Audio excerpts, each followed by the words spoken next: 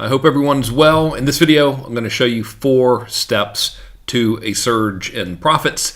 And I'm going to do this using a real live case study from a client that we onboarded, I think, exactly 14 days ago at roas.org. So if you want me and my team to do any of this stuff for you, go to roas.org. There should maybe be a link near this video. Hopefully, I'm doing this for you at the end of a very long day of client work. So if there's not one, just type that in. Well, let's get to it, okay? Because I think everybody wants to have a profit surge. That just sounds great. Who wouldn't want one of those? So here's what you do, and here's what we did for this client. So step number 1, okay, is you have got to know this right here, your outcome, all right? What is your mission?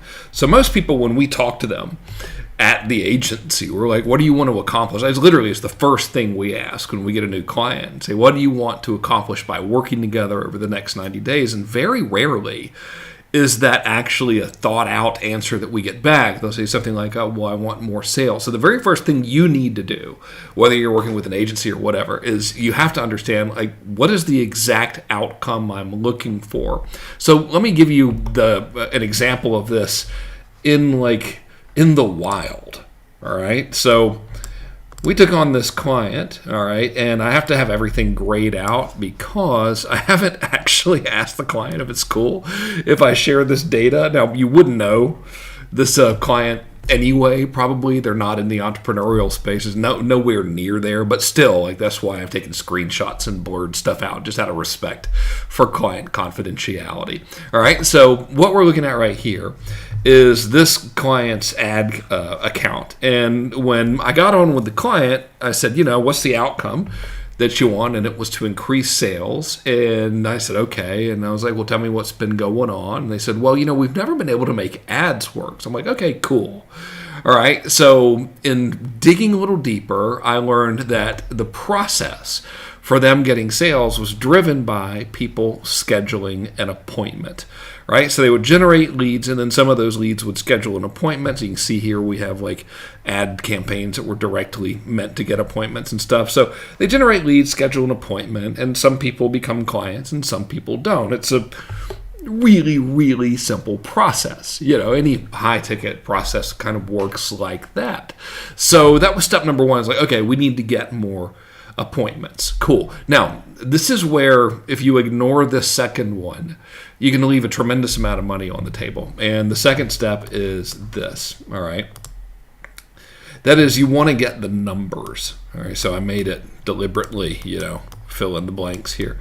So your second step is you want to get the numbers. You want to understand exactly what each step in your process is worth. And here's what I mean. So when I'm talking to the client, and I'm doing the intake, and this is the same for all clients, I'm like, all right, man, what's your average client worth, etc., and how many appointments does it take until you get a client? And in doing so, I was trying to reverse engineer what ultimately is a scheduled call worth, right? And so I got that number, and the number was around $300. I want you to see something, all right? I'm like, okay, wait a minute. Now, I didn't really want to bring this up at the time, and I'm like, this might, have actually been working pretty good. But I knew then that, okay, I got my numbers, so therefore, if I can, for this person, identify some, I call it LHF, and this stands for low-hanging fruit. If I can create a low-hanging fruit opportunity for the client, then we're going to win. And so in this instance, what you want to look for is, okay, if we use this client as an example, the sales process is all driven by people requesting a conversation. Now look, if we go to the screen, I realize that this dude has got an asset which can be utilized to potentially get appointments immediately without spending a dime, and that's this. So if you look, it might be a little blurry, and if it is, I'm sorry, but you can see where through the Facebook ads, they generated 3,400 leads. So for me, and this is where, every business is different, but you always want to be thinking about this, the low-hanging fruit, in this case, was to send an email sequence to the list going, hey, go schedule an appointment. Now obviously you word the copy a little bit better than that, right? And so that was the very first thing that we did. That's the very first thing that you always want to do, is you got to understand, like, okay, how does my sales process work? And then what's the lowest hanging fruit opportunity for me to get sales? So in this case, we wrote a little sequence for them, and it wasn't a huge list by any means. Something in my eye, naturally, when I get on camera. Hang on a minute. It wasn't a huge list by any means, but check this out, okay? So if we come back over here, I think not only is something in my eye, I think the camera is blurry today too. It's a great combination. So we built that for the dude, all right? And we track everything. As you could imagine. I mean, the company's name is ROAS.org, so you got to be able to demonstrate that you can get a return on your client's investment with you. Otherwise, it's a dumb name to have. It stands for return on ad spend. If you can't measure and track and prove that, there's no point in having a cool name. All right, so we track everything. And this is what I want to share with you. It's a couple of interesting things. So number one is we generated, I filmed, I took this for you today. I'm shooting this for you right now. It's a live stream. It's 6:56 p.m. on the 26th of almost in August, April. So we got them 13 appointments that have already occurred, and they have an additional 11 appointments that are coming up and counting. All right, so that was pretty cool, right? So that was a simple email sequence. We just wrote it and deployed it for them. Now, these steps aren't necessarily sequential. You always have to know this stuff and pay attention to your numbers and your desired outcome. Like on the surface, okay? On the surface, this looks great. It's like, dude, all right, you sent an email out, you got here we go. You sent an email out, you got 13 plus 11, that's 24 appointments. Heck yeah, we know each appointment's worth about $300. Sounds like you done good. And I'm pretty happy with that, actually. I'm stoked. It was a small list. They didn't get emailed a lot, so I'm like, yeah, man, this is great. But if you look at every little element of your sales process, you will quickly realize, if you really pay attention, that there's little subtle places where there's just money not getting picked up because you're missing it. And it's not your fault, by the way. Like, I'm sure we do it. I know we do it because we're so busy running the agency and taking care of clients that we don't pay attention to our own stuff. And you're so busy running your own business that you probably missed this. Case in point, right? So we were stoked about this, and my man's like, man, this is great, And I'm like, it is great, but now check this out. Their process is we send an email to a Typeform app, right? And the Typeform app asks a whole lot of questions, and one of them is, are you willing to pay us a lot of money? I mean, that's basically what it is. So what I did is, of course, we track everything, right? So this particular one is only dedicated to our stuff, so I know exactly what's coming in. And I realized that, okay, out of 73 people who filled out the Typeform, 64 of these people said, yes, I'm ready to spend a bunch of money. Okay, so now let's see if we celebrated too early. And the answer is obviously yes, we did celebrate too early because, look, we got 24 appointments, right? So there's 11 of them that are coming up. There's 13 of them that were already had, but wait a minute. There's still 64 of them that well, I guess if you do the math, there's still whatever that is. What do we get, 24? So there's 40 people that said, yeah, I'm ready to spend a bunch of money, but they didn't schedule an appointment. So there's a tremendous amount of sales, not only in the short term, but also in the long term, that can be mined from that one little thing. So if we were to look at and see where we are in our 4 steps here, it would be, not only do you want to find your low-hanging fruit, in this case, our low-hanging fruit was, okay, let's send an email out and get some of these appointments, but the other one's going to be, look for your gaps. There's going to be low-hanging fruit in your gaps, right? So in this case, they had an application, all right, to a calendar. And this right here, this is the gap. Because a lot of people that were qualified filled out the application, but they didn't book. All right. So if you can identify those gaps and then pick up the low-hanging fruit in the gaps, you're going to be fine. Like, it literally, this is day 14. They really did come on 2 Mondays ago.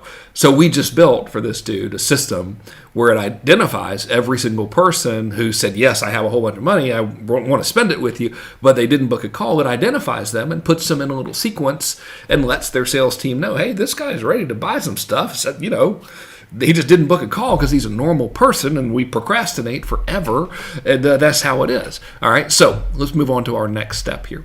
Our next step is really 2 parts, which is systemize, which I just didn't want to write out, and scale. Okay, so let me show you an example in terms of what we did. The first thing you want to do is whatever the thing that you did to get the low-hanging fruit. All right, so whatever that was. In our case, it was sending that email campaign that got people to get on the horn and book calls. You want to make sure that worked. So we're going to assume that it worked, but you want to verify that. So in the case of our client, what we did was, I'm looking at my little date range here. All right, and so again, like, we track everything because we want to know that we're doing a good job, and we want to and if we're not, we really want to know so we can fix it, and we want to see what's working so we can do more of that, yada, yada, yada. So everybody who fills out that type form for this mystery client, we set it up where they get that tag applied in their CRM. So we can see right here, okay, these guys got, they got these people, and there were 19 customers that came from that so far, which is pretty sweet in this date range, and they spent $4,500. Now, what's really awesome is that a lot of these are recurring, so that's pretty sweet. So not only did the client get the $4,500 like right off the bat, they still have to talk to another, whatever it was, 11 or 13 sales calls have yet to even happen, and a lot of that revenue is recurring. So we're like, okay, we verified that worked. That's good. So when you know it works, your next step is you want to systemize and then scale. Okay? And so the entire sales process of this business works like this. There is an ad, which creates a lead. All right. Which then goes to an application. There's some content in the middle there, so they see some content and stuff, right?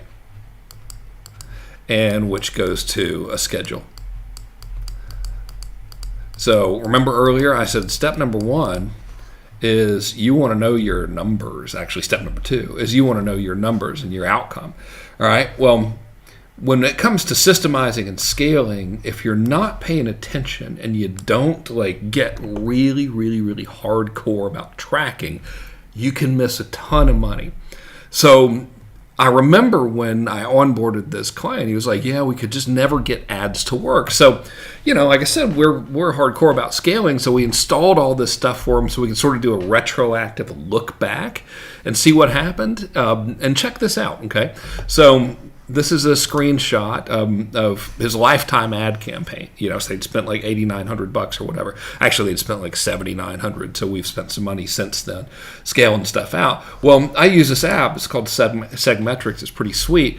And because this client is awesome and the stars lined up, with us, they set it up to where anyone who opted in from Facebook was added to a special list in their CRM called Facebook Ad Campaign or FB Ad Campaign. So all I had to do was go back and be like, okay, let's look at everybody who's on that list. And because we install this stuff for people, we can see what have they bought over the course of their lifetime from being on that list. And look at this.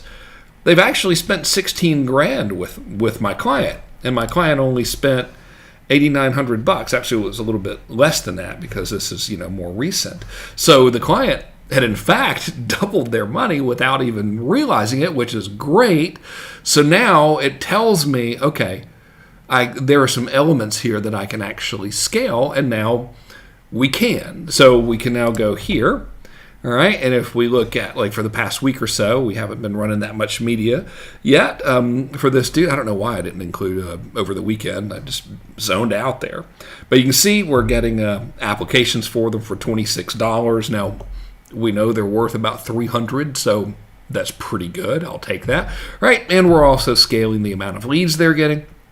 And we're getting leads for 83 cents. So that's your mission.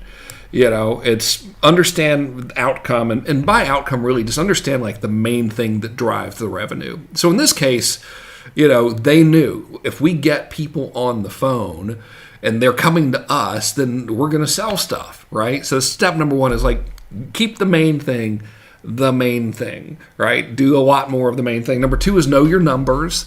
Okay, so if you don't know the numbers, you're flying blind. So in this case, we knew, okay, these calls are worth $300. Step number three is just find where your low-hanging fruit is. That's what that stands for. In many cases, it's going to be the gaps.